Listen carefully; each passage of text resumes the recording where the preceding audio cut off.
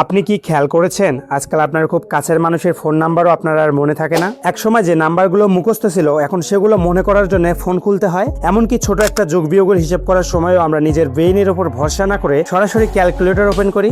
কিন্তু কখনো কি ভেবে দেখেছেন এটা কি শুধু অভ্যাস নাকি এর পিছনে লুকিয়ে আছে আরো ভয়ঙ্কর কিছু? বিজ্ঞানীরা বলছেন আধুনিক মানুষ ধীরে ধীরে আক্রান্ত হচ্ছে এক অদৃশ্য মানসিক সমস্যায়, যার নাম ডিজিটাল অ্যামনেসিয়া, বাংলায় যাকে বলা যায় ডিজিটাল স্মৃতিভ্রম।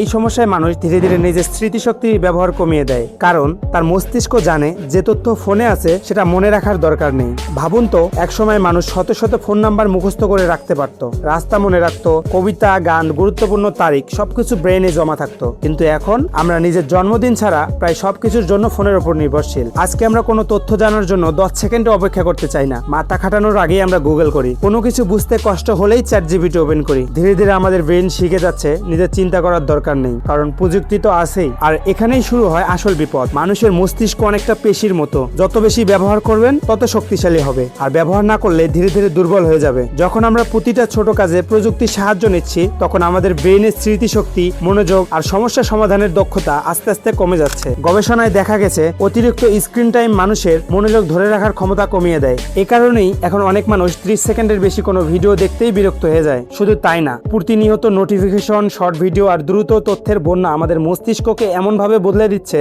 যেখানে গভীরভাবে চিন্তা করা দিন দিন কঠিন হয়ে যাচ্ছে। সবচেয়ে ভয়ঙ্কর বিষয় হলো আমরা নিজেরাই বুঝতে পারছি না যে আমরা বদলে যাচ্ছি। আমরা ভাবছি প্রযুক্তি আমাদের জীবন সহজ করছে, কিন্তু বাস্তবে প্রযুক্তি ধীরে ধীরে আমাদের চিন্তা করার ক্ষমতাটাকে নিজের নিয়ন্ত্রণে নিয়ে নিচ্ছে। এআই এখন আমাদের হয়ে লিখছে, ক্যালকুলেটর হিসাব করছে, ম্যাপ রাস্তা মনে রাখছে, রিমাইন্ডার আমাদের স্মৃতি হয়ে গেছে। আর আমরা ধীরে ধীরে এমন এক প্রজন্মে পরিণত হচ্ছি যারা সব জানে কিন্তু কিছুই মনে রাখে না। তাহলে প্রশ্ন হলো, প্রযুক্তি কি সত্যি আমাদের সাহায্য করছে নাকি অজান্তে আমাদের ব্রেইনকে অলস বানিয়ে দিচ্ছে? আর যদি এমনটাই চলতে থাকে তাহলে ভবিষ্যতে মানুষ কি নিজের চিন্তা শক্তির নিয়ন্ত্রণ হারিয়ে ফেলবে?